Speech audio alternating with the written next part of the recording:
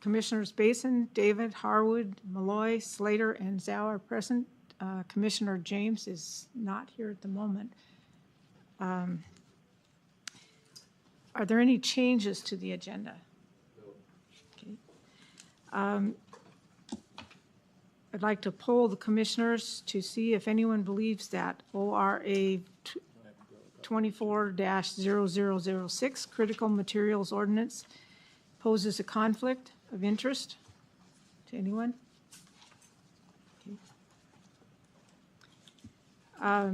I also like to poll the commissioners to see if anyone believes that ORA 24-0003 jail impact fee poses a conflict of interest for anyone.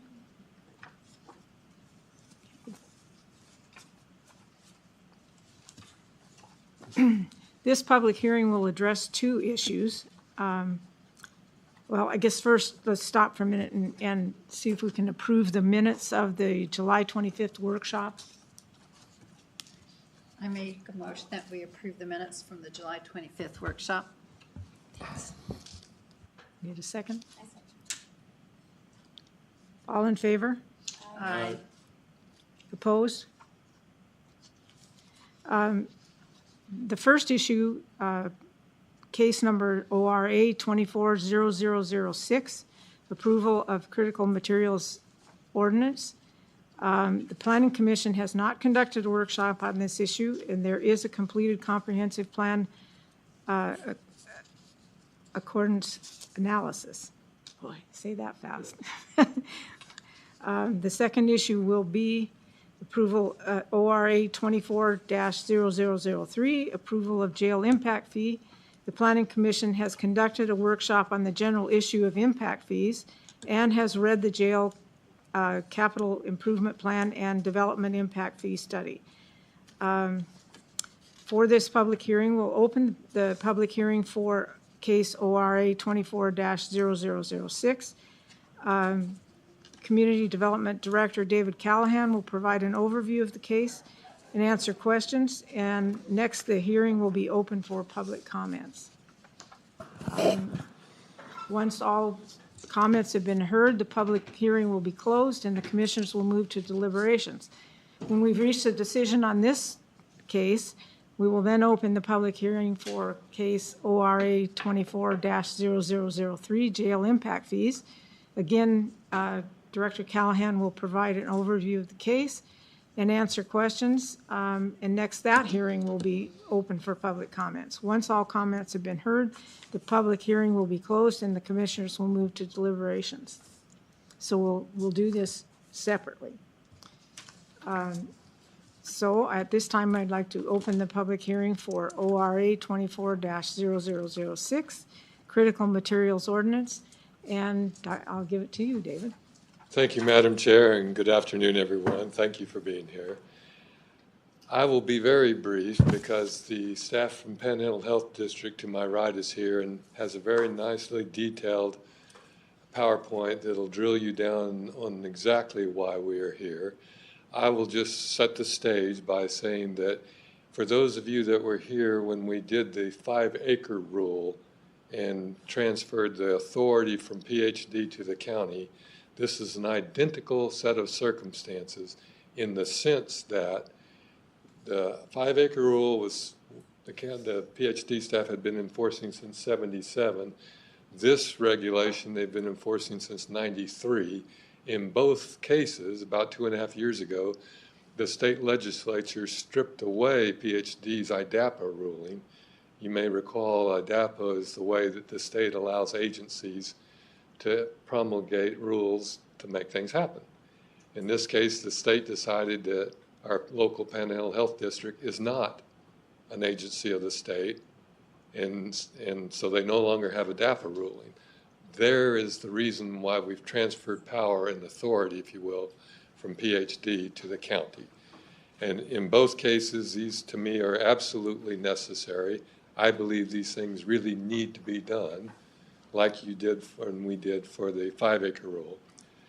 The critical materials program is arguably equally important, if not more important. But with that, I'll turn it over to Jenny and her cohort, and they can drill down and get you into the weeds. Thank you, David. Hi, everyone. My name is Jenny Gray. I'm the Aquifer Protection Program Coordinator at Panhandle Health District, and I have Eric Kettner, our director, here with me today as well. And so David covered kind of the background really well of why we're in this situation. So I'll touch on that briefly in this presentation, explain a little bit more in depth the issue and what our request is, and the importance of continuing these protective measures in Kootenai County. And a couple other considerations that are important, not only to county parcels, but all the local municipalities in the area and how we can all work together. So to harken back to what David said, Panhandle Health District has administered the Rathdrum Prairie Aquifer Protective Rules since 1977, so that was the 5-acre rule. These rules were developed through that ad hoc task force that consisted of trade and professional groups, soil conservation districts, various local governments, environmental groups, state agencies, concerned citizens. They all came together and realized the importance of protecting our sole source aquifer in the area. And so within that aquifer protection program is the 5-acre rule. We also have nearly 50 years of aquifer sampling data that we and DEQ use that information to monitor the health of the aquifer. So we've got this extremely robust data set that we can go back clear to the 70s to look at various constituents in our aquifer. And then the third main component of the Aquifer Protection Program is our critical materials rule. And as David mentioned, that's been in existence since 1993. And what we're looking for in those site visits and inspections is proper secondary containment of chemicals stored, handled, and transferred over the Rathdrum Prairie Aquifer, so the Idaho side of the Spokane Valley Rathdrum Prairie Aquifer. We also are looking to ensure that non-domestic wastewater is properly disposed of. Oops, sorry. Admit Pat, our legal counsel. Oh, sure. Toby hadn't been waiting long. So I'll go through this pretty quickly because David summarized it really well. And as many of you may have heard when you heard the 5-acre rule, why we're in this situation. So IDAPA 410101 was the rules of Panhandle Health District. Those expired with all other IDAPA rules in the 2019 legislative session. We were able to utilize our temporary rulemaking authority to carry those rules forward to try to resecure legislative reauthorization. That was attempted 3 times, 3 years basically. So we were able to get pretty quick consensus at the Senate committee level. The House took a little bit longer, but they couldn't come to a concurrent resolution. And several times the legislative session ended before it even got to a point where they could vote. So that's why it kind of continued on this temporary process for 3 years. Then in December of 2021 was when House Bill 316 was passed. And that, as David mentioned, changed the way funding is given to health districts and additionally the way we can participate in that omnibus rulemaking process. So we started looking at our options. How can we continue this program going forward and safeguard these protections of our aquifer? And we decided to really focus on keeping a local issue at the local level. And we started reaching out to local municipalities and the county, other agencies to potentially see what a good option would be for transferring a safe place for these rules to sit so that we could continue on with them. So our request to you, to the county, is to format our existing Panhandle Health District Critical Materials Program rules to match the style guide for Kootenai County. And we've drafted that already. I believe Pat has completed legal review at the county. Panhandle Health District attorneys have also reviewed that. And we basically hope that an ordinance could be adopted and that we could continue these special protections for the Rathdrum Prairie Aquifer going forward. Consideration of the ordinance would continue through your normal processes at the county level and contract implementation authority back to Panhandle Health District. So there'd be no cost to the county, no additional cost to the county. We currently, our program is funded through Aquifer Protection District Board appropriation. So there'd be no additional cost to the county, there'd be no staff time involved. All that would be contracted back to Panhandle Health to just continue as we have been since 1993. So what is the importance to Kootenai County? Obviously these existing protections can directly benefit water system users. We're providing a safe, clean, reliable drinking water source. Right now, there's about 150,000 plus Kootenai County residents who get their drinking water from the Rathdrum Prairie Aquifer. So it's extremely important to pretty much all the constituents within Kootenai County. A reduction of these protections could directly harm water system users and add cost to the individual users. It trickles down. So treating water is extremely expensive, and we're very fortunate here that we really don't have to treat our water. We've got wells in the ground, and what we're pulling up is just straight from the aquifer. So we want to be able to continue that into the future, and we believe that our critical materials program allows us to really ensure that we're keeping those chemical contaminants out of that drinking water source. And in addition, it reduces business liability. So we've worked with longstanding businesses in the area for decades now. These businesses are used to us coming in. Our inspection cycle is every 2 years. So they wouldn't be surprised. They know kind of what we're doing, why we're there. And we've really become a resource for those businesses. We get calls from folks a lot of the time looking for guidance and help, and we don't come in with a heavy hand. We want to be a resource. We want to ensure that we're not only protecting the drinking water source, but also helping them as business owners, because when you're in the business of handling and storing chemicals, there's risk there. You have liability if you have a spill, down the road, there's contamination, you'll be held responsible for cleanup, and that could be costly. So that's one other benefit to the program on the business side. And currently, we monitor just over 1,100 critical materials facilities in Kootenai County. 227 of those are on county parcels. So all the others are various municipalities, but 227 are Kootenai County parcels. Many of those are some of our larger facilities that have pretty high quantities of chemicals stored on site, potentially bigger risk just because of the volume and types of chemicals they're storing. And then another consideration on top of that is a lot of the land that is left out there for commercial and industrial development is county land.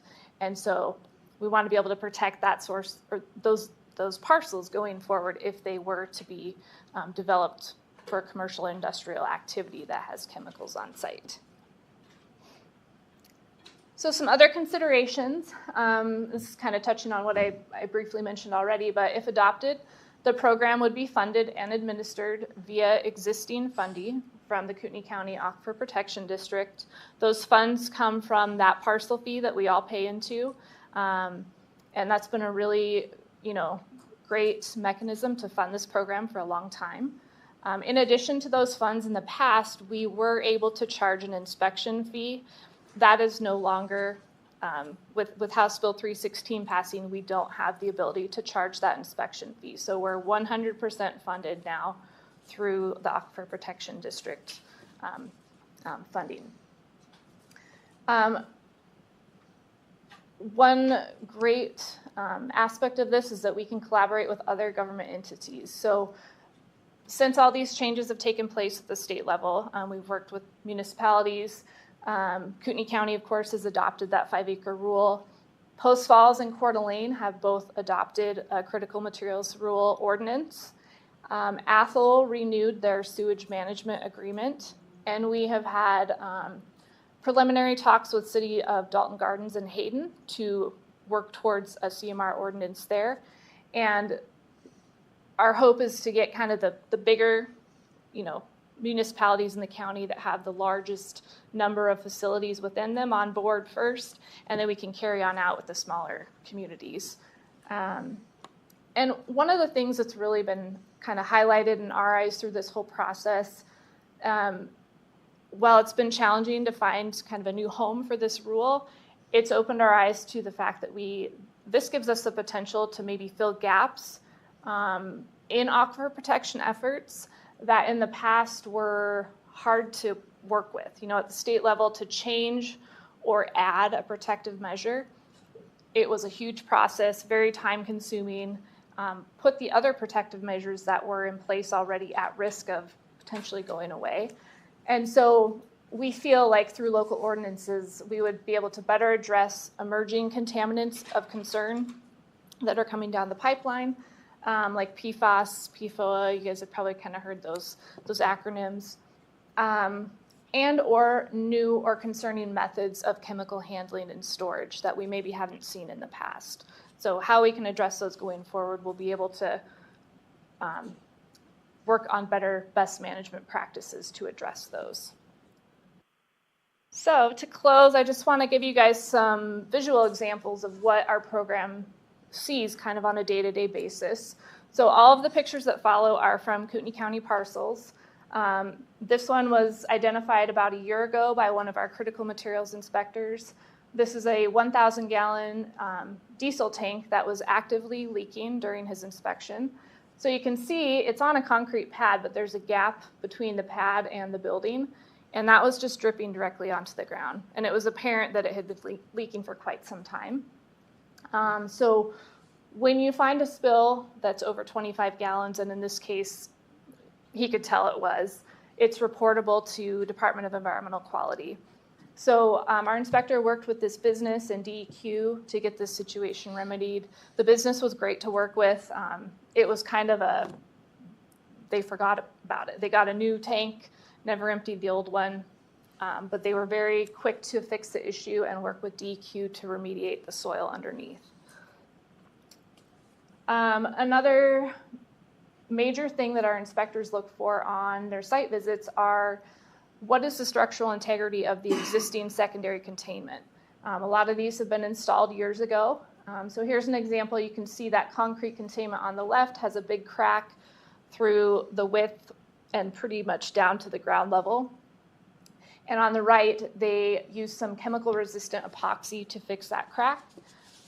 So, you know, you might ask, why didn't you just have them replace the whole thing? Eventually, they may have to, but we really try to work with businesses to find cost-effective solutions. We know these are expensive fixes for them, and so this worked well. We can do hydrostatic testing on this containment area going into the future to ensure that it is holding any spills that were to take place. But this worked great, and this business was very quick to fix the issue as well. Here's another before and after. We commonly find fueling site issues, mostly at businesses where they have their own fueling on site. So on the left there, we have a fuel pad. It's uncovered, so it's not keeping stormwater off the pad. You can see the water there. Our inspector conducted just what we call a water test. That's to test the slope of the pad to see where, if there were a big chemical spill, where would it go? Would it be contained on that pad? Would it go off?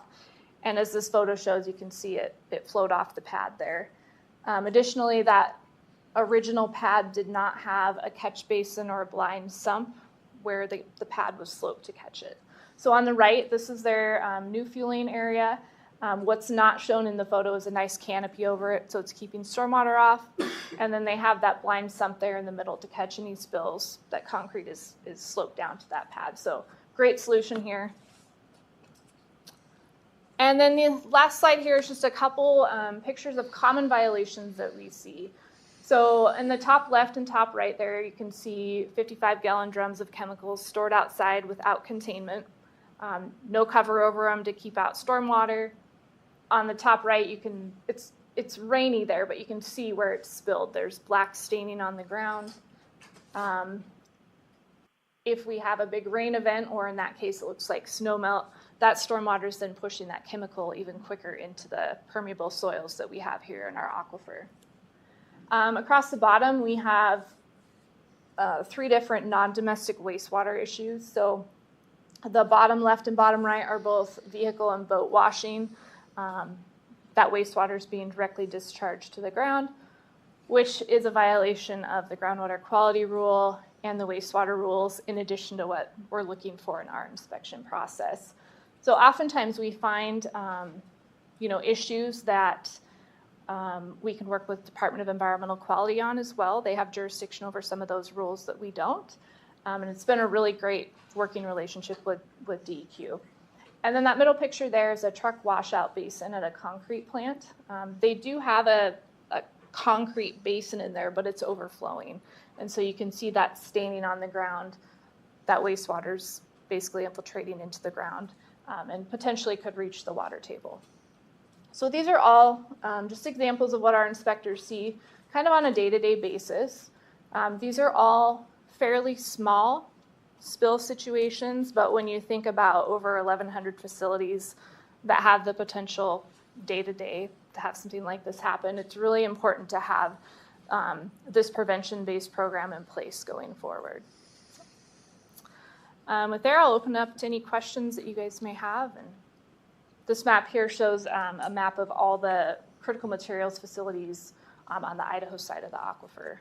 Likely there's quite a few more dots on that map now. This is a couple of years old. We've had a lot of new businesses come into the area, so.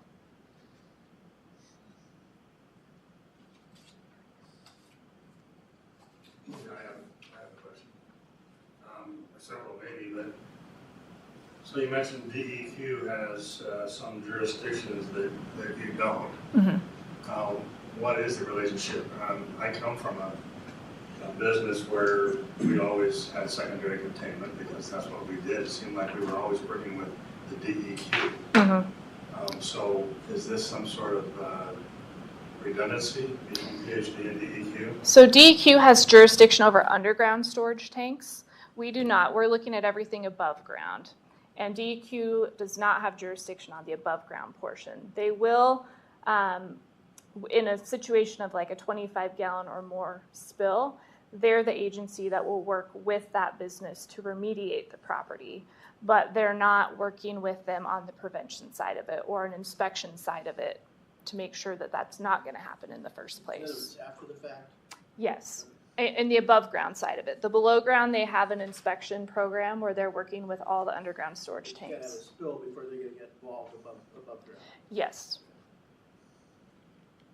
And what else?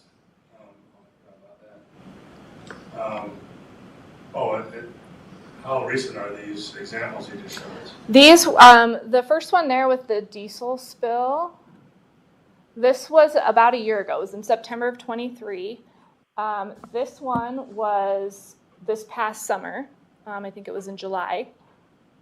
This one is an older one. I think this was probably in 2021 that the new pad was put in. The old pad had been there for quite some time, but yeah, it was 2021 when they upgraded. And then these examples are just from over the years of the program. I'd say the most recent one is probably that bottom left, and that was taken last summer at a local facility. Yeah, so I'm not quite clear. Your inspectors are out there inspecting, and you're having an impact finding these things, even though you're working on a temporary rule. Since House Bill 316 passed, we've been continuing our site visits on an education basis. So we have no mode of enforcement if we were to find a spill. For the most part, I would say the businesses have been very good about fixing the issues that we do identify during those educational inspections. And I really think that speaks to the longevity of the program. You know, they're used to us coming by. They've seen us every 2 years since the early 90s, and a lot of them really do see the value in it for protecting the drinking water and business liability side of it as well. They're probably drinking the water themselves. They are, yeah. Mm-hmm. So just so I understand, this legislative change took you from being a government organization to now you're more of a consulting firm. We're kind of, and I may pull Eric in here to make sure I get it right, we're kind of comparable to what a school district is. So we're no longer considered a state agency.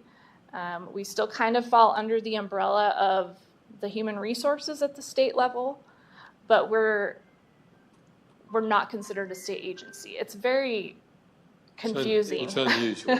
Yeah. And if I could, the health districts, the 7 health districts in Idaho were created in the early 1970s by statute, but we are unique. In the statute, it literally identifies us as being similar to a water or sewer district or a school district, but then it also requires, but we don't have rulemaking authority without going through the legislative process. And part of our challenge with that is that when our rule set specifically addresses local issues, and you're trying to present to a committee of, or 2 committees of 16 individuals, which have 2 or 3 people maybe from North Idaho, it's extremely difficult to get the entire committee to understand and see the value of what you're trying to move forward. And I think that was really what our ultimate challenge was, is a lot of, I mean, frankly, voting for environmental regulations, I don't think is generally popular. And I think that there were probably 13 of the 16 members of those committees that really didn't have a stake in the Rathdrum Prairie Aquifer, and thus had limited interest in moving it forward. You had mentioned that this will allow you to deal with some gaps. Can you give examples of those gaps? Yeah, so one of the biggest ones we've seen recently is relating to large-scale chemical holding ponds. So we have a section in our best management practices manual regarding storage ponds, but it's more for a temporary situation. You know, if there was a highway construction project going on and they needed a fueling site, they could build basically a temporary lined containment. Or if it's for non-domestic wastewater, like vehicle wash wastewater. We have seen a few of those go in. But now, one of the big ones that we've seen recently is like hundreds of thousands of gallons of chemicals wanting to be stored in these lined ponds. And we don't really have jurisdiction over that, nor does DEQ. DEQ has jurisdiction over wastewater holding ponds, not chemical holding ponds. So that's been really concerning to both agencies. How do we approach that? Because we have no way to really, I don't want to say stop it, because the particular business that did implement this was great to work with, and they went above and beyond with what we requested within our jurisdiction. But that is concerning, because if we're going to have hundreds of thousands of gallons in lined ponds, it's not a matter of if but when they'll leak. And if we don't have a way to, address, number one, are they allowed? And if so, number two, how should they be designed to ensure the best containment for the future? I have a couple of examples of issues because of my prior involvement with all the environment in North Idaho across the United States. The first thing is this business of Panhandle Health not having the IDAPA rules anymore. I helped Panhandle Health write the IDAPA rule for the institutional control program for the Superfund site back in 2009. In fact, their attorney and I wrote it together and took it to the legislature for approval. And now when they lost those authorities, then I had to turn around and assist DEQ in the process of reinstituting those same requirements only as a state statute. Now, it's a little bit different on the Superfund site. That is a state statute, so we had to take that to the legislature, but Heather Scott helped us with that, and we got that passed so that we could continue to have that program on the Superfund site, because without that, the EPA, we don't have a cooperation agreement with them. So I've had this experience of taking the things that these folks had for many years as rules, IDAPA rules, and having to make a statute out of them or do like we are here, make it a county requirement. So the other involvement I have is I'm the head of an organization. I'm a water purveyor on the Rathdrum Prairie for a public drinking water system. So, and I've got drinking water experience for over 40 years trying to clean up groundwater all across the United States. It's almost impossible once you contaminate the groundwater, folks, to clean it up. We are currently treating the groundwater in Kellogg under the Superfund site, but it costs $50 million to build the plant to treat that. And so when they lost this authority over the 5-acre rule, the county commissioners asked me to write a white paper as a water purveyor and give it to them, and what it would do to impact the people who are providing drinking water on the prairie. And the cost was tremendous. It was a 10 or 15 times increase in cost to treat the groundwater if it became contaminated versus just, right now, I just pump the raw water out of the ground from 400 feet down and give it to the people that I serve. So we could really hurt a lot of people if we somehow got the groundwater under the prairie contaminated. So we need to really be careful with this. And this rule, or this ordinance, is basically just a reauthorization of the rule that's been successful in protecting the aquifer for so many years. You mentioned that you hit businesses like every 2 years. To me, that seems infrequent, because if you know, something could be leaking for a year, why 2 years? Really, I think ultimately it comes down to staff availability. You know, we have, right now we have 3 on-the-ground inspectors. For a while, we just had 2. And when we're trying to visit over 1,100 facilities, it's just, we can't get to them all every year. Yeah, but we did kind of look at reevaluating. You know, there are some facilities that are very small and they don't have much, and maybe they don't need to be visited every 2 years. So we've looked at doing like a 3 or a 5-year interval for those very low risk ones. The high risk ones, or maybe the continual, you know, facilities where we see issues each time we go, we can go back and just do a site visit. Like, we don't have to wait for the full 2 years. If we know that this, you know, this site has some structural integrity issues, it wasn't necessarily leaking during our inspection, but we kind of want to keep an eye on it, we can go back for that, just a site visit to check. It'd be great if we could go to every place every year, especially the big ones, but it's tough with it's like staffing. That pool of chemicals is like, it seems like you want to go there quite often. Yes. You had also mentioned that you can no longer charge the inspection fee. I'm wondering how much of a loss is that to you financially, and is there a way to recoup that? Or The last year that we were able to charge the fee, it brought in about $24,000, and that was in 2021. And of our budget for the program, it's pretty small amount, really. so it's not a big hurt. It's not a big hurt. Fortunately, we've been able to, you know, get full budget through the Aquifer Protection District appropriation. We've been transparent with that in our presentation, our budget request presentation to them, that we lost the ability to charge the fee, so we are going to be requesting more funds from the county APD board going forward. And so that's been now 3 years of that. Can the county charge the fee? Through its Aquifer Protection District, we do, effectively. The easier way to think of it is Aquifer Protection District monies coming in are such that they have a surplus, and that's how they're able to fund this sort of thing. One other thing that I didn't mention too is I notice in here that you folks are requesting that this implementation of the program be contracted back to you, and I just want to let you know that on the Superfund site, we've done the same thing. Panhandle Health District is managing the institutional control program on the Superfund site under an agreement with the IDEQ. So it's the same kind of a thing. We just moved we made it a state statute, but then we moved the authority to implement it back to Panhandle Health, just as they're requesting here. And with the 2 ordinances that have been adopted with Coeur d'Alene and Post Falls, basically it's verbatim of what the rule previously was at the IDAPA level. We really didn't have to change much. The only thing is just formatting to fit each city's ordinance format. So that would be the same approach with the city, and the draft that's ready has already gone through that process.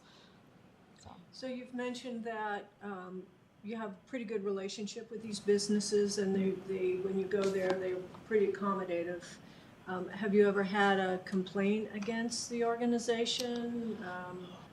Not necessarily a complaint, but we every once in a while we have facilities that, they don't like us coming by. We really try to approach it as an educational program, and that has been very successful. Every once in a while we'll get to a point where we have to have compliance conferences from businesses that maybe aren't wanting to do what they need to do to fix the issue. In my 8 years at the health district, we've never got to a point where we had to impose a fee, because that was written into the IDAPA rule. If they weren't correcting the issue, they could get a fine per day, and I don't believe it's very infrequent for that ever to happen. And that's correct. We'd only be able to apply that fine if we went through a legal process. And we have never been in a position where we had to actually take legal action. We have had, as Jenny has mentioned, some contentious compliance hearings with individuals, but similar to the discussion we're having here, when we start talking about the susceptibility of the aquifer and the drinking water supply, it really becomes very difficult for them to argue, what we're trying to do, and the requirements really are not onerous. How are you funded before the legislation change? Majority of the funding had still come from the Kootenai County Aquifer Protection District, in addition to the fees that we were able to charge the Nothing facility. from the state? Nothing Early on. Yeah, in the mid '90s, I believe there was a $100,000 appropriation that was that the state received in order to implement this program. In the early 2000s, it dried up. They quit providing it, and the program really struggled. It limped along for a couple of years. So frankly, it wasn't until, and I think that in part was an impetus for the legislation to create the Aquifer Protection Districts, which allowed the program essentially to come fully into existence and do the work that it does. What is your budget? It varies from year to year. Typically, our most recent request was, I believe, right around $400,000. So we typically don't use that all. We project 4%, increased costs, all that.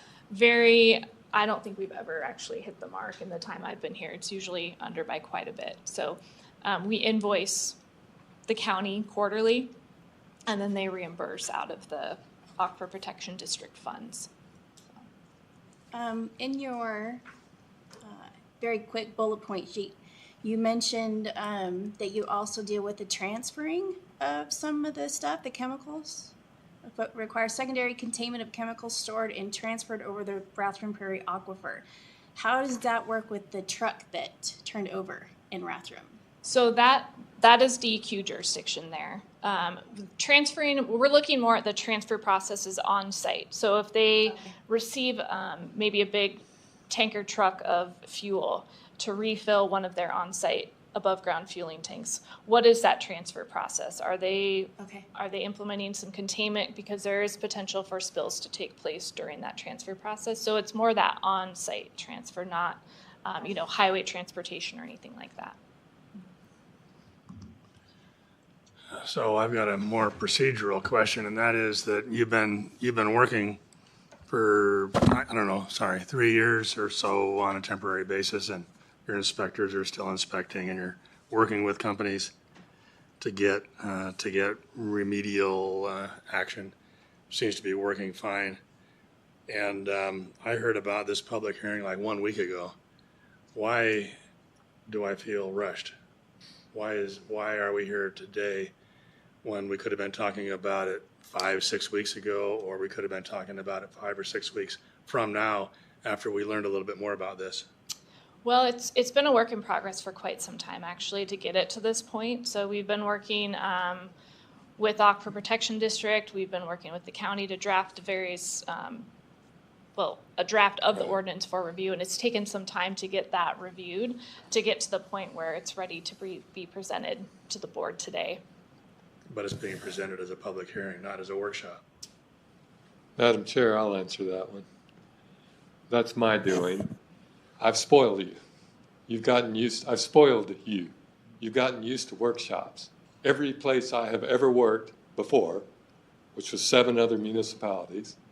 One of them was the city of Dallas. I won't bore you with others. We presented to the commission just like you have experience with this one. We expected you to read it ahead of time, have questions here.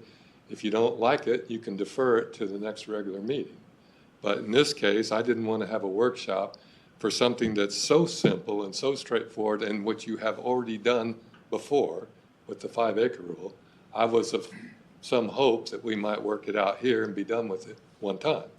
It's more efficient, more effective, and in my view, warranted in this case.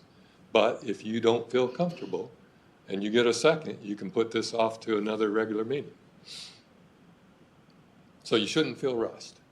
Well, in that regard, I've got a series of questions that go to, I'm a very linear thinker, for better or worse. I also can't multitask. So my first question is, do you have any information, this may be self-evident, but I'd like to know if you have any information on data on how important the aquifer is to the community, to North Idaho, or county? Yes, I mean we could really talk for hours on that in terms of, and we. Summarize it if you could. I'd want to pull in some other experts.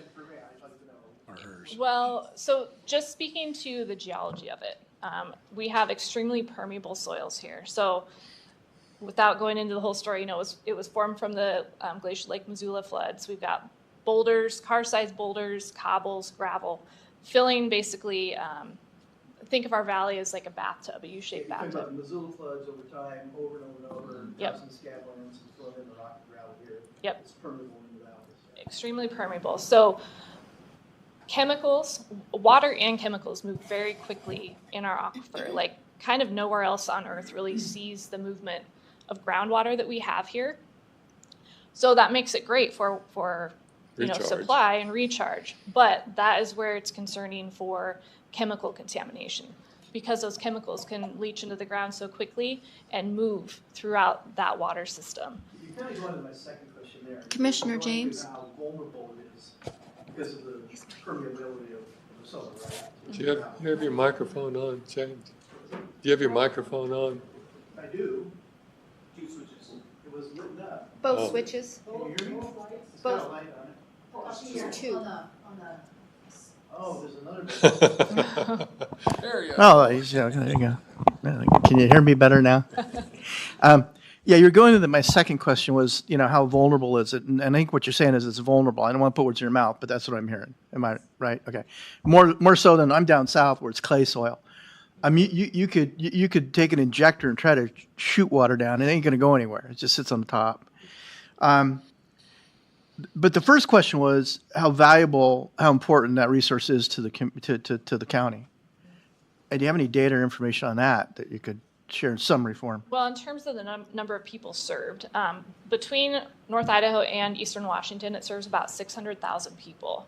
Okay. That many folks are getting their drinking water from the Spokane Valley Rathdrum Prairie Aquifer. So they say about 600,000 people, and do you have any sense of the number of businesses that would be adversely affected by compromise? gosh, for the two states combined, I can't say. I'd be guessing.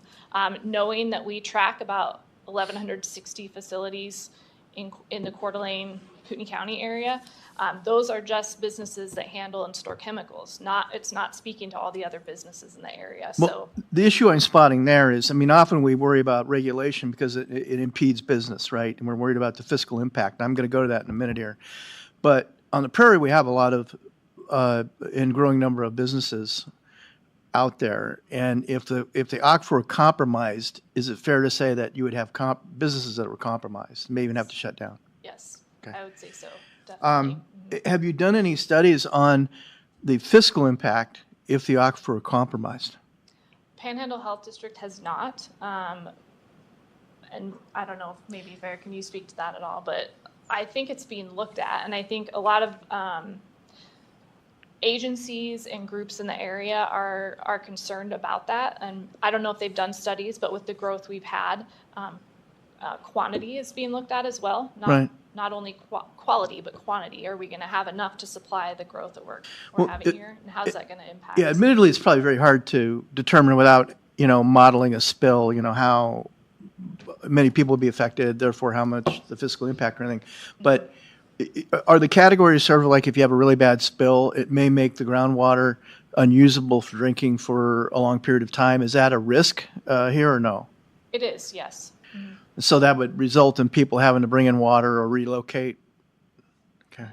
Yep. But no studies you know of on the fiscal impact if there were a compromise? I'm aware of, Okay. no, but they very likely could be out there. Madam Chair, if I may, part of the answer to your question is that the aquifer is sole source for those 600. So there is no alternative. Well, that's kind of what I was trying to tease out. The issue of it is, Right. what's your alternative? Do you There's pump not in one. water? You'd have to truck it in from who knows where. Or do like LA and steal it from somewhere else? And bring, Yes, but where else would that be at this point? yeah. I mean, what I'm envisioning here, I mean, when we talk about regulation, and I'm going to get to the fiscal impact in a minute, I think, as my friend points out often down the way, and he is my friend, we do have to balance, how much we regulate, how much we put fiscally into oversight versus the risk of harm, right? Isn't that really the balance we're looking at here? And what I'm getting out of this, and what I kind of thought coming in, is there's a tremendous risk of harm here if we have a major spill. I mean, just a train going through with, I don't know, acetone or something, and we get a major spill, it could result in hundreds of families and some businesses being unable to use their properties. I mean, am I wrong? Nope, you're correct. Okay. That's a DEQ jurisdiction, though. What's that? That's under the jurisdiction of DEQ. Well, that's true. That's fair if it goes into the aquifer, but on top, as preventative measures to prevent it from going into the aquifer, you're being proactive and preventative. Exactly, yes. And once the spill happens and it goes underneath, DQ can come in and try to clean it up, but it could be difficult. What's the frequent? We looked at some violations here, and we're asked about the timing of them. My question is, do you have any data on the frequency of violations that you're finding over time? I'd imagine they're increasing, but I don't know. I don't want to assume anything. We haven't really done a trend analysis to see if there's an increasing trend. We can pull annual reports to see how many violations we've observed during our inspections. I don't have those numbers in front of me, unfortunately, but we can pull that data if that's something the county, would want to see. If the ordinance were to be adopted, we're working on kind of a structure for what the reporting process would be. We'd work with each municipality and or the county if adopted to see what data would you like? Would you like to see it on a quarterly basis, an annual basis? And we can pull all that data and get that to you. Yeah, I mean, I'm seeing a little bit of a dearth of data and information, but I'm not being critical, but I think the stuff that would be helpful to sort of assess the magnitude of the risk of harm here. Yeah. And sorry if I'm plotting, but what's your current statutory authority, given it sounds real sketchy to me, but what's your current statutory authority to inspect and to enforce? I might turn that over to you, Eric. You might be able to answer that better with. Since the rule expired, if we haven't implemented these rules in as we mentioned, the 5-acre rule, we do not have authority. Well, currently, then, what's your current? Are you flying sort of in the blind? You don't have statutory authority, or what? How do you justify what you're doing now? I guess statutorily. Well, we're doing voluntary inspections. We can't compel access to a facility. We go into the facility. We say who we are, why we're there. Again, a lot of it is the existing relationship we have with business owners. In many cases, they're happy to show us what they're doing, how they're doing it right. Okay, but wait a minute. Are you telling me that you currently have no statutory authority to inspect? Correct. Okay. Outside of those areas that we haven't already. Do you have any statutory authority to enforce? No. No, but that's actually, in my way of thinking, that's one of the benefits, like the 5-acre rule, of the county taking it over. And I should add, from what I heard through our chair of the Board of County Commissioners, it was the rationale of the legislature that this should be a local decision issue, not on a state or agency level. And so with the local code that we have, I have authority to have code enforcement help PhD enforce regs once they're adopted. Okay. I have 3 people that do that. Ultimately, we can sue in district court if we need to. But I understand they that. Can't. Well, this is my point. My point, but I'm trying to. I don't know. Do they have statutory authority? They don't, To they inspect. can't sue right now because they don't have any attorneys to help them go there, and they don't have the authority. So again, very linear thinker, from the governor on down, whether it's state or local or enforced, you have to have a statute or an ordinance that authorizes Yes, you the do, person. and they don't have it right Okay, now. that's what I'm getting at. No, and they don't have statutory then to force. They do at all. not. How does this statute change that? It gives us authority, Well, how does county. that translate to them? I think that We the, still rely on them through the contract, just like Mr. yeah, Harwood just like I mentioned. did up in the Superfund side. What we did there was because we decided to write a statute. And I worked with DEQ, we got a statute that reestablished the institutional control program. And then within that statute gives DEQ the authority to have these guys. To hire them. Yeah, As basically agents. hire Got them. it. And this is Got the it. same kind of a Okay. process we're Okay. asking. Only So that's it's the a missing contract link with- you have here. Yeah, You don't have the right. authority to use them to inspect and enforce. Is that what we're saying? We will by contract. It's our authority, Right. but we'll use the staff, and Pat can weigh in on this, but we'll use PhD staff like they have always done. Well, It's just that the county now has the authority to enforce this. but what I'm asking, and this is along the lines of, how does this statute change your ability to contract with them to enforce? We've never had a contract. It specifically enables it. That's what I'm And getting. it specifically gives the county the ability to enforce on a compulsory basis, which PhD does not have now, and to include potential litigation in district court if needed. It fills the gap that you're talking about. Yeah, that's what I was trying to get at. Yeah, I don't know. I really don't know. I'm trying to figure out why you don't have statutory authority, whether it's statutory authority to them and then they contract with you because they're given the authority to do that or not. That's a distinction without a difference in my mind. You have the authority. This would give you the authority, what I'm hearing, to inspect and to enforce. Yeah, I think you missed the. That is correct. Where they explain that. Yeah. So we're basically looking to just reinstitute what we had from 1993 until 2021, when Right. we were deemed no longer a state agency. So it'd basically just be through the county, contracted back to the health district to do all the on-the-ground work, implement the program. The enforcement process would be housed at the county level if we got to that point. The rule would be housed there. And if I may add to that, the health district doesn't have any of its, all of the programs that we have memorandum of understandings or agreements Right. with DEQ or the Department of Health and Welfare or the city of Post Falls. So this is a model that we've had in place for a long time. We have the statutory authority to contract with other governmental entities, and that's the vehicle that we're looking to. Okay. I'm almost there at the end. Right now, you have 3 inspectors out there? Yes. Okay. Will the result of passing this statute, whether it's direct or tangential through funding or something, will it enhance your ability to add to those inspectors if you need to? There's the ability to request more when we present our annual budget request to the Aquifer Protection District Board.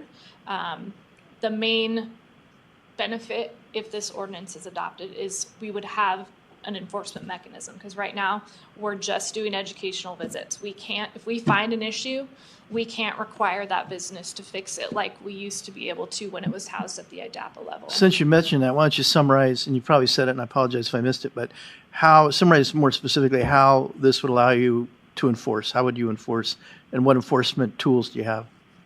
In terms of timeframes, or basically what we do when we find a violation, when we have an enforcement mechanism, and it depends on what the violation is, because there's some that are very easy to fix, like they could have it resolved in 2 days, or it may take a year. It could be a big. Or let's just assume you have a recalcitrant person who's has a spill of some noxious, poisonous stuff. It's going in the aquifer, and they don't want to change their ways. What kind of things can you do to them? So we set a corrective time frame, and a lot of that's outlined within the rule and the MOU. We set a corrective time frame. If they don't meet that, we can have them come in for a compliance conference where we really work hard to try to get it resolved at that level. If they're unwilling, then there is an enforcement process that's kind of outlined in that MOU and the, Yeah, so I was just going to point out, it's under 8.7. I was having trouble finding that. Yeah. 408, it says acting through the director of design and PhD, yeah. Yeah, I saw that, but it didn't say like what specifically they can do. Do you know what? Oh, yeah, okay. Yeah, what specifically can they do? Do you know?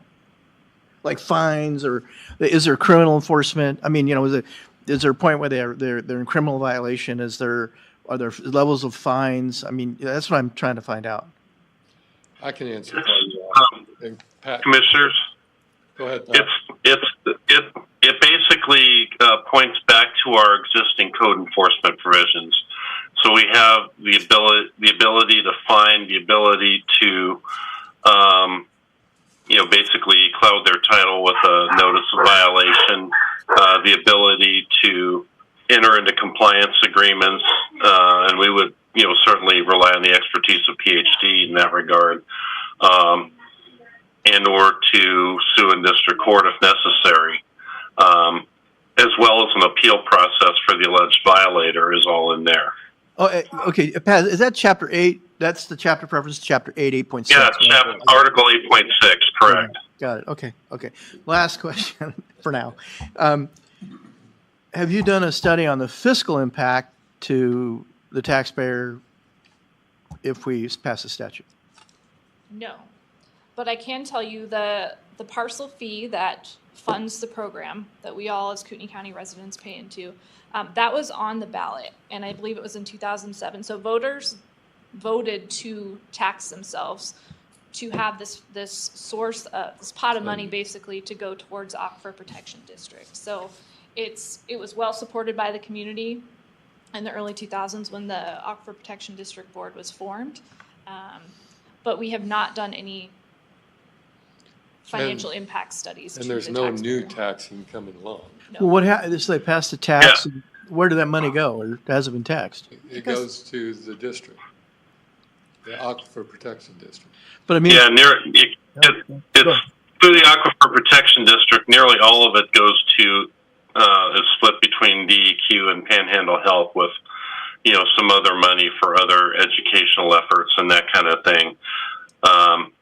To my mind, there is no fiscal impact here. The only potential fiscal impact would be if Panhandle Health went to the Aquifer Protection District to request funds for another inspector, for example, in which case the fee may go up, nominally, or it may not. Okay, got it. So Pat, you're saying it's not a fiscal impact in the sense of adding expense, but it's just a reallocation of resources. Is that what you're? Correct. Yeah, I think that's accurate. Okay. Thanks. Thanks for putting up more questions. I just have two very quick questions. What is the parcel fee right now? I believe is it $7? It's pretty nominal, correct? Yeah. Yeah, it's $7 a year. Yeah. It used to be $5 per parcel, now. and it's not based on the size of the parcel. Yeah, it's just per parcel, $7 we're all paying per parcel. That's great. And then would you guys mind clarifying for me on your ordinance here on page 6 under section 4? Could you help clarify for me what a fixed facility and unfixed facility is? Yes. Just for clarification, because it refers to Article 7.4 and I don't have that. Yes. So a fixed facility, our program has always had what we call a regulatory threshold volume. So depending on the type of chemicals housed at that facility, if it's just a MSDS chemical, if it's a CERCLA chemical, if it's a SARA extremely hazardous, we're looking at the volumes of those. And so if you're over the regulatory threshold, you're considered a fixed facility. And in the past with IDAPA, we were able to require secondary containment for fixed facilities over that regulatory threshold. A lot of our facilities are under that regulatory threshold volume, and those are considered unfixed facilities. We could not, with IDAPA, nor going forward with these ordinances, enforce or require secondary containment at those facilities. However, we still do biennial site visits Number one, to see if maybe they've gone over that volume and they need to have secondary containment, and just to continue with the educational approach, just to let, everybody know the importance of keeping the chemicals out of the aquifer. So Commissioner James, kind of back to what you were asking earlier, how have we been going about this since we lost that authority? We've basically been approaching all the businesses in the program as if they were an unfixed one, that we couldn't require secondary containment, but we're still walking through the facility with them if they're willing, and giving them guidance on what best management practices would be to remedy any issues we see, but we're not requiring them to. And this is all for free. They're getting this free of charge, so they're getting a consultation and it's not costing them anything. Yes, Yes, correct. okay. Madam Chairwoman, I would like to move that we approve ordinance, We haven't had the public hearing. oh, sorry. Just want to move it along. Yeah, appreciate the sentiment, but we got to get see if there's any public input. Newbie here, sorry. I've got one more question that I hope is a quick one with a quick answer, but the idea of redundancy, 700 and some of these entities are under cities, you said, like Post Falls, Hayden. Mm-hmm. So do they have their own departments that deal with these, or are they relying on PhD? Or So the ordinances that have passed at both Post Falls and Coeur d'Alene, they basically have a very similar ordinance as what you're looking at. It's pretty much mirror image. They're contracting that work back to us, and we are now able to enforce within Coeur d'Alene and Post Falls because we have an ordinance. So we've reestablished what we had lost with those two municipalities, and business as usual as it used to be. Post Falls and who? Coeur d'Alene.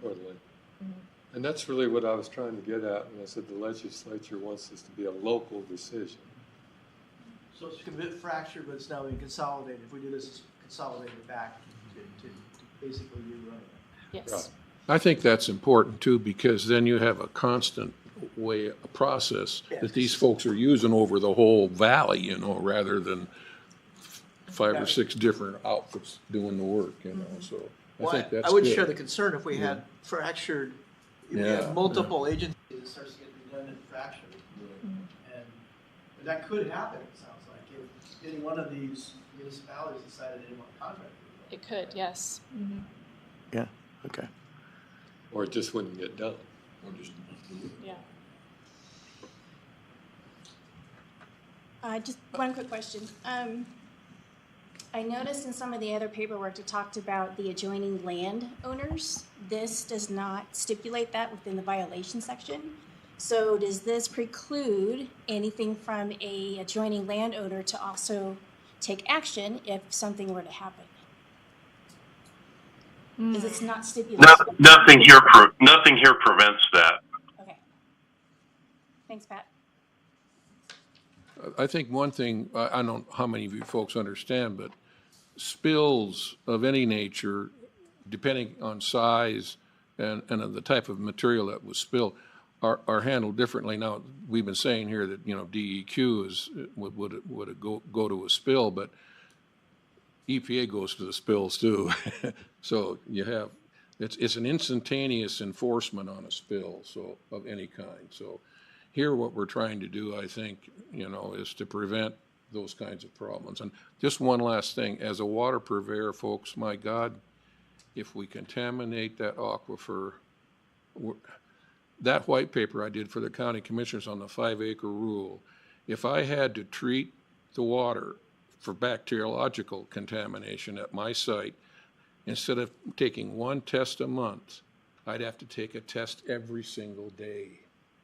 What is just the cost of testing would go up 30 times just because of contamination from bacteriological, and that would come from septic tanks and drain fields, not from this kind of stuff. But just the cost, you're going to put these small water systems basically out of business if we contaminate the aquifer in any way.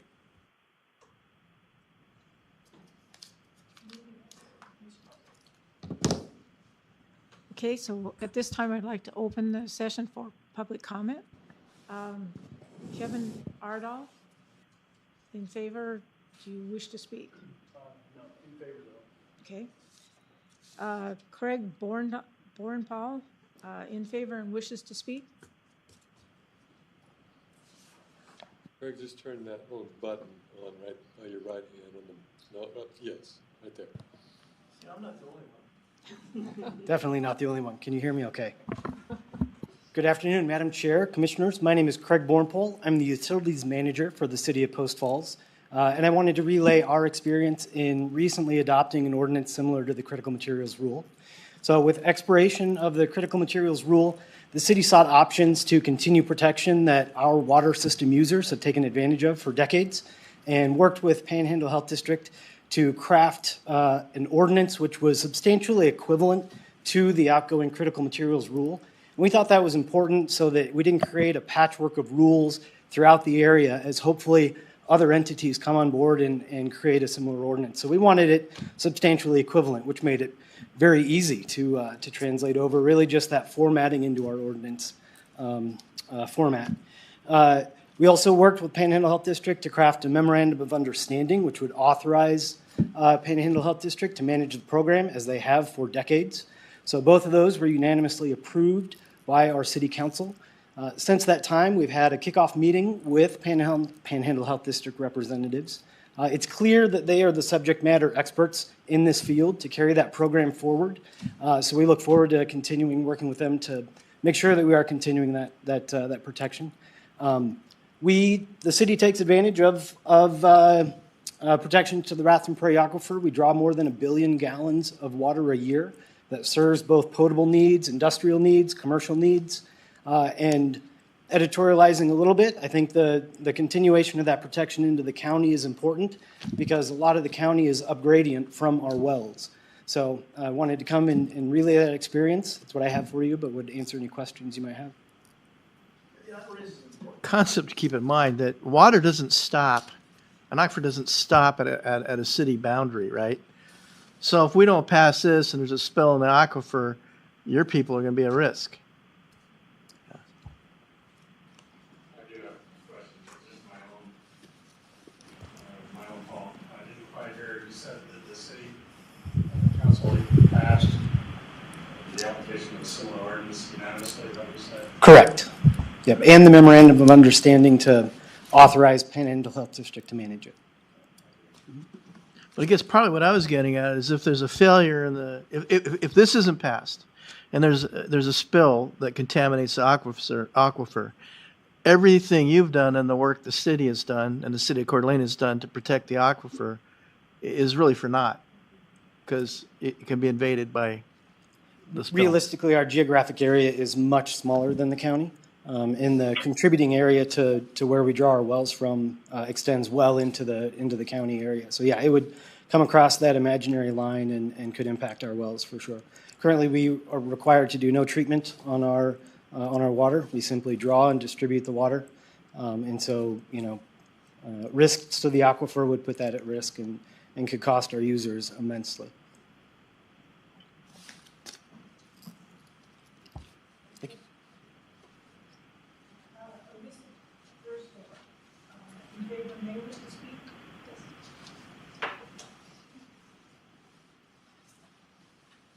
Good afternoon. My name is Alyssa Giersdorf, and I do work for the City of Post Falls, and I am also on the Aquifer Protection District Board. But I'd like to speak to you as a citizen of Hayden. You were asking about, what do the citizens think? And I've got 2 young kids who turn on the tap and drink water every day, and it's irreplaceable. And I'm also a hydrogeologist by training, and so I understand the geology, but I can guarantee that most people that live here, they turn on their tap, they just expect water to come out, and they don't understand how important it is. And you've heard the sole source aquifer, that kind of bouncing around, and I'm going to draw you a quick picture if that's allowed. Is that allowed? All right. Okay. Well, do I have to take this with me? I don't speak very loud, but imagine I'm yelling at my kids. So here's our aquifer. It is sand and gravel, right? So you have a container here with chemicals in it. You have a leak. There's no confining layer. A confining layer is like asphalt. But we're talking about geology confining layers. So if you have anything leaking, these rocks, there's pores, there's spaces in between the rocks. So if you have a leak, it goes straight down, and here's our aquifer. You have a well right here drawing up this water that gets distributed to our taps, basically. This is going to get drawn up and go in our drinking water system. So what Panhandle Health does, like for example, let's put some secondary containment there. So you have a leak, it's going to capture it. Also, one thing that's frustrating being in North Idaho, I grew up here too. North Idaho, we're unique by having this aquifer, sole source aquifer. It's not anywhere else. Down here in southern Idaho, they don't have that same sort of geology, the same sort of aquifer. So I know when Panhandle Health District was trying to say, these rules are important. Well, they're important to us, but they're not. The geology down here is different, so it does get a little confusing. And then one thing, this is just prevention. Like with all the new people coming into the area and new businesses and everybody moving here, I guarantee the same thing. They turn on their water and they just expect it to come out clean. And if we're not helping and assisting and putting those tools in place to prevention, like it's so important to protect this aquifer because it's just unique. And once we contaminate it, I'll give a quick story too. I grew up here, moved to Oregon for a bit. In Oregon, my well, it was a city well, had high nitrates in it. And maybe you know about high nitrates. Had high nitrates, 10 milligrams per liter. Nobody else cared. And I'm like, you can't drink this water. But everybody just, well, it's coming out of my tap. It must be fine. But it wasn't. So I was so happy when I moved back because I know this aquifer is invaluable. You can't put a price on it, honestly. Like you were asking for, well, have you done the studies to figure out what is this going to cost? Like it's irreplaceable, honestly. So. Sure, we could have a question on the permeability factor. Sure. Are there any studies on how, if there were a spill, let's say a 100-gallon spill of something really toxic, how fast are we talking for that to permeate down into the? It does go really fast. What's really fast? Can you give me some sense of that? Well, just as an example, that 2,000-gallon diesel fuel spill just south of Spirit Lake about a month and a half ago. Within a day, and when they went to excavate the contaminated soil, there was no visual droplets of diesel. So within a day, in the first 30 feet. It had already permeated down 30 feet. Right. How far down zone? About 400 in that area. But we don't have the data on how fast it would get to that. Well, it's not uniform material, so it does vary a little bit. But what he's saying is it was gone before they could excavate it. But if you had some sort of, and that was a spill, so it was a different jurisdiction, of course. But if you had some sort of containment, if PhD had been there and said, "Hey, you guys," then it would have been captured. Well, and you answered my second question was, we're talking about DEQ coming in and remediating, or the feds coming in and remediating. Sounds like within a day, if they get there, there's nothing to remediate anymore because it's already gone down too far. Yeah, I've had lots of experience with this, with very permeable soils, where I had a spill, and I sent the crew out right away, and we chased it, 40, 50 feet into the, and you can't catch it. That's the problem. You just can't catch it. And I don't know if the one at Spirit Lake was like it, but it sounded like, but if it's really permeable, you can't catch the spill. You just can't dig enough dirt up, to get it cleaned up. That's where prevention just comes into play. Like we're just at risk. And forgive my poor hearing or poor listening skills, but I think the question was asked, how far down is the aquifer? Yeah. And the answer was what? About 400 feet. Yeah, in places it's, my well's at 408 feet, but if you go to the state line, it's probably 120 feet maybe. The aquifer comes up and eventually spills into the Little Spokane River over just west of Spokane. So it's coming up. The wells are shallower as you get close to Washington State. Yeah. What I'm visualizing is, I'm down the Fighting Creek area, so the geology is totally different down there. It's clay soil, almost impermeable, and so if you had a major spill, and DEQ comes out, you could come out weeks later, it's still going to be only 2 inches down because it's just the soil is so impermeable there. So to me, the permeability does relate directly to the need for prevention. Because yeah, I mean, at my place, you got clay for like, say, 30 feet. Well, you got a topsoil, yeah, like that. Then you got 30 feet of clay. And then you start to have basalt, clay, interlocking layers. But my point is that your response time down with me is, weeks. Here, it sounds like even in a day, it's not enough response time, 24 hours. And that directly relates to my mind when I mean, really, the prevention side becomes more and more imperative in that context. That was very helpful. Well, to speak to the movement, Melissa, you can chime in here too, but one of our colleagues at DEQ has commented on groundwater moves about 50 feet per day in our aquifer. And other places, 1 foot per day is considered fast. Like 50 feet per day is kind of unheard of. That's what I was looking for. Okay, thank you. Yeah, and so, contaminants, depending on what it is, they'll move differently through the soil, but that gives you an idea of how quickly groundwater is moving in our aquifer. And you can't swim in it. You cannot swim in it. I've given some talks to high school students. They think you can swim in it. You can't. Thank you. Thank you. Shite, yes. Commissioners, my name is Suzanne Scheid. I appreciate the opportunity to provide public comment today. I'm representing the Aquifer Protection District Board. I'm also representing North Kootenai Water and Sewer District. I also serve as the president of the Idaho-Washington Aquifer Collaborative, which is a joint collaborative of Idaho and Spokane purveyors drawing from the Rattrun Prairie Aquifer. Earlier this year, APD became very concerned.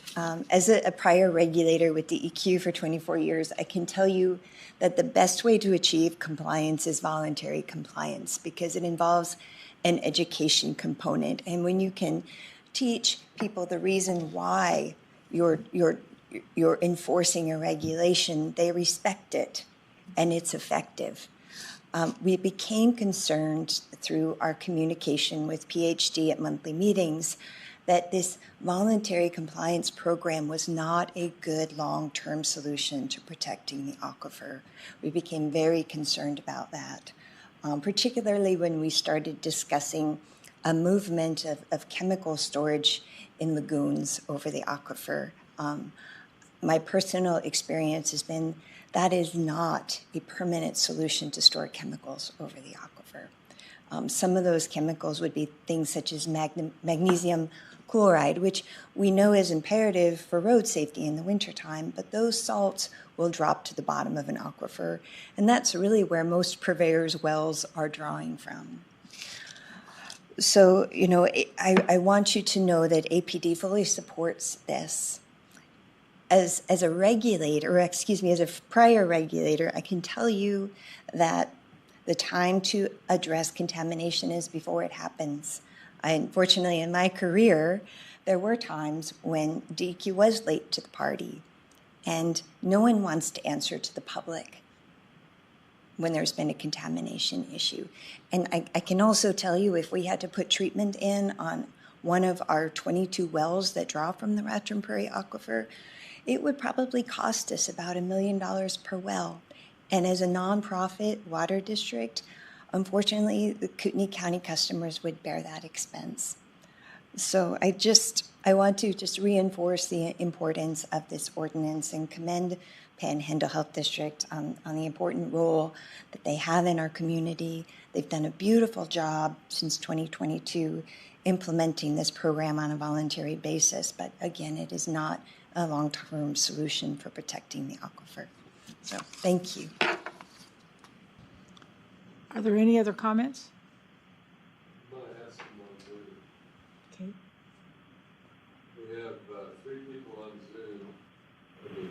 We have three people on Zoom who may want to talk about this. Jay Barton, Josie Brown, and T. Sigford. So if any of you would like to speak to this issue, please unmute yourself and go right ahead.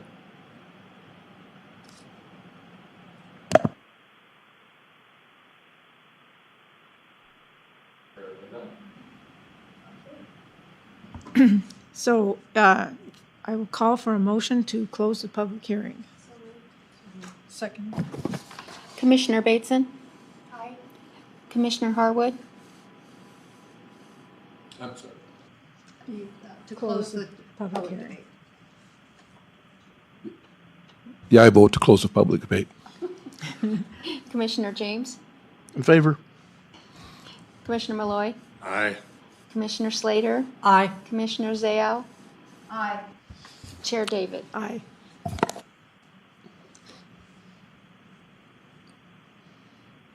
Okay, I will now open deliberations. Who would like to start? I'm in favor. I think you did a great presentation. I think you've been working very hard, and I would like to move to approve this when it's allowed. I'll second. You do it now, can't you? Can I do it now? I'll second. Commissioner Bateson? Aye. Commissioner Harwood? Aye. Commissioner James? Aye. Commissioner Malloy? Aye. Commissioner Slater? Aye. Commissioner Zao? Aye. Chair David? Aye. Okay. We will-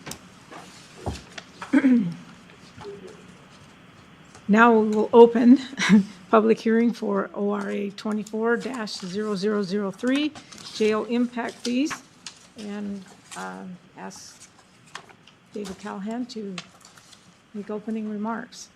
Madam Chair, Matt Braden, our legal counsel, reminds me he's got to leave at 3, so we don't have much time for legal questions.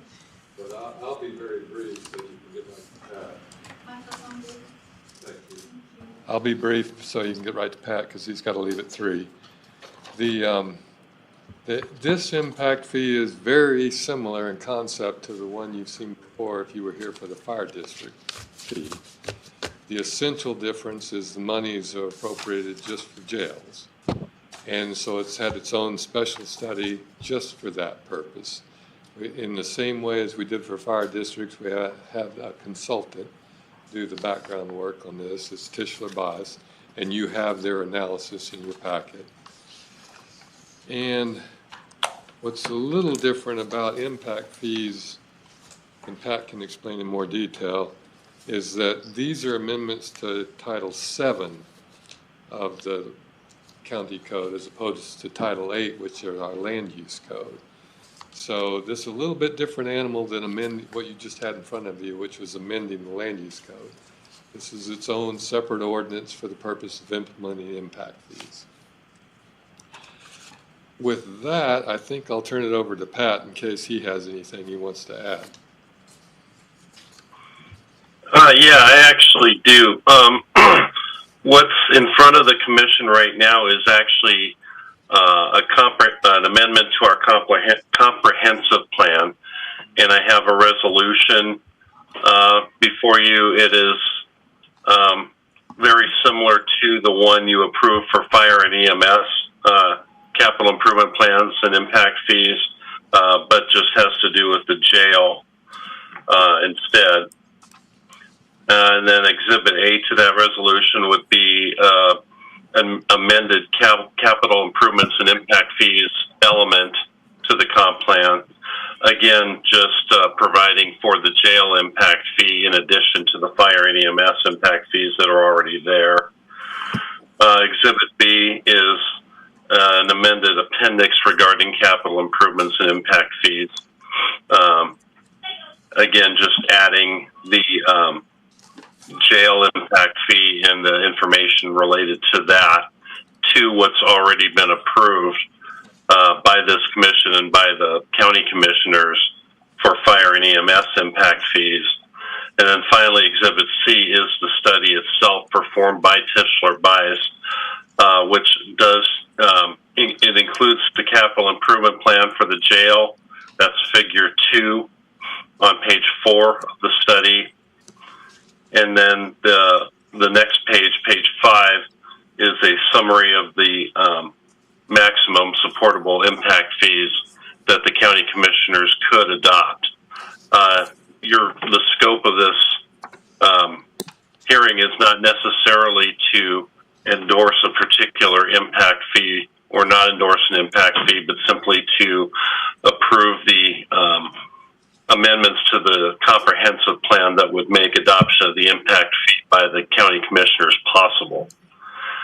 So with that, I would stand for any questions. And again, I do have to leave in about within the next 5 minutes. So.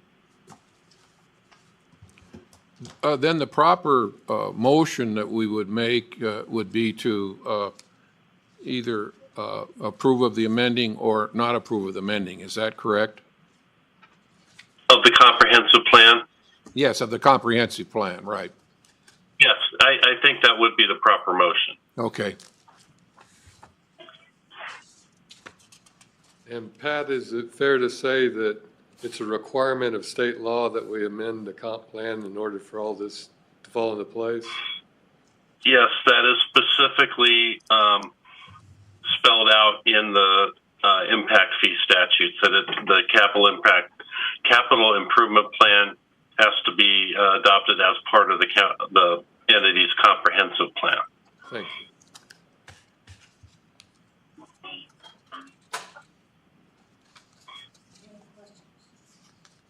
Can we make a motion?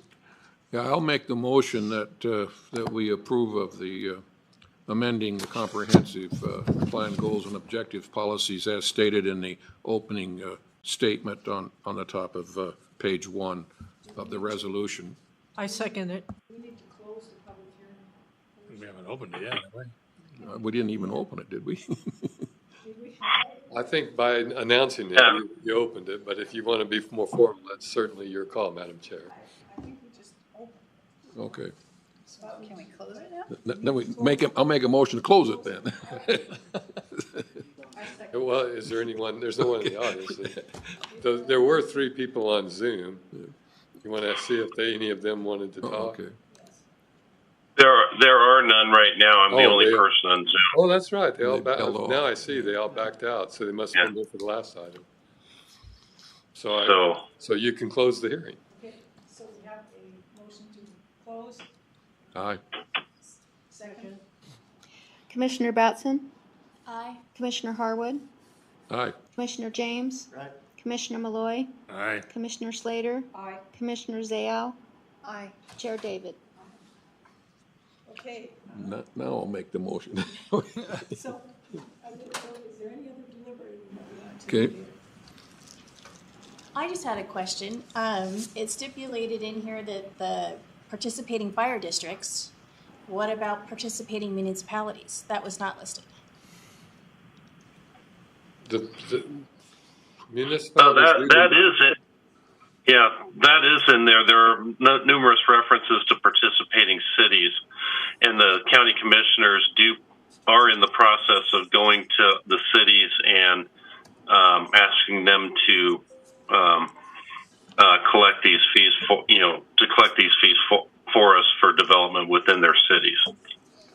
What happens to the projected monies if the participating cities, or potentially if they actually don't participate? We would have to make, to execute the capital improvements plan, we would have to come up with money from some other source. Which would be, what would those options be for those other revenue sources? Probably the most likely one would be a bond or some kind of a levy. They could come out of revenues that the board just regularly, receives from tax dollars. There might be a possibility of grants or donations, but that's not necessarily a reliable source for that. I don't know if there's, a lot of grants out there for jails, for example. That's something that, I certainly have discussed with the county commissioners, and they're aware of. And so they want to go ahead with this. So they, I think, frankly, have some leverage with the cities in those negotiations. Thank you. And I think the cities have actually, some of the cities at least, have indicated a willingness to do that as long as they're satisfied with the methodology of the study. Do you have a list of some of those cities? Do we know which ones are? Well, there's 14 of them altogether. I think we're mainly considered, certainly Coeur d'Alene, Hayden, Post Falls, Rathdrum would be at the top of the list, and then the smaller cities after that, Spirit Lake, Athol, Hayden Lake, etc. Okay, thank you. I've got another procedural question, I guess. Is this the only thing we're considering? There's not we're considering an amendment to the comprehensive plan. Is that the only thing we're considering now? Yes. Yes. By state law. And then if it's approved, then that gives the county the green light to implement. The county commissioners still have to approve it. Yes. Right. Yes. But yes, all that is correct. Okay.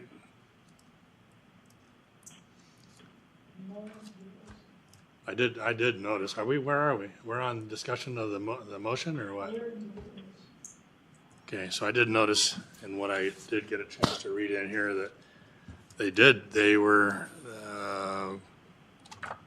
they included other means of financing. I think Pat Braden just mentioned there are bonds, right, and there are other means of raising funds.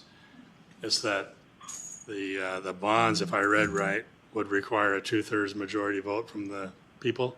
Yeah. And if it's like 2 years, if it's like 2 years, no longer than 2 years, then you could get by with a 51% vote of the people. I think that's what I read in here.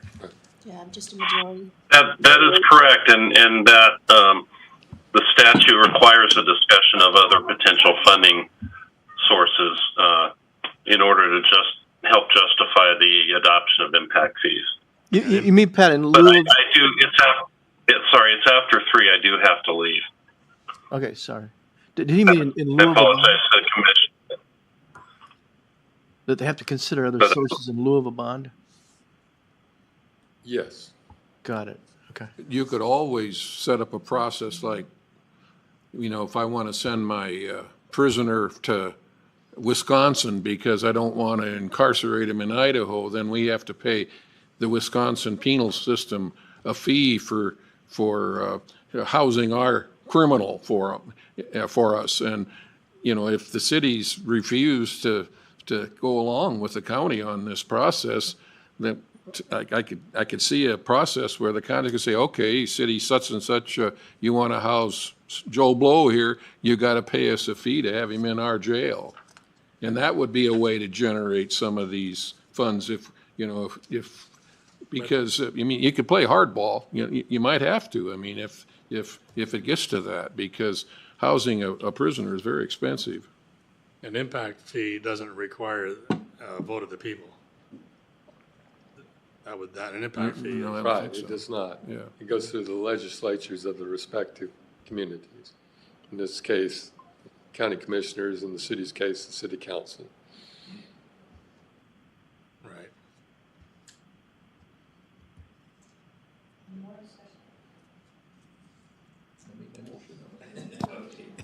All right, I do make the motion then to amend the comprehensive plan goals and objectives policies as stated in the opening statement under the draft resolution 2024, page 1.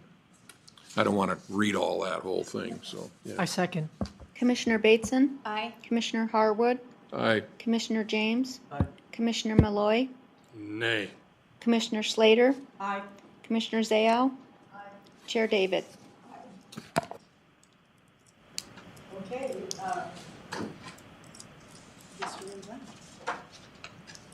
Thank you, commissioners. Nothing more.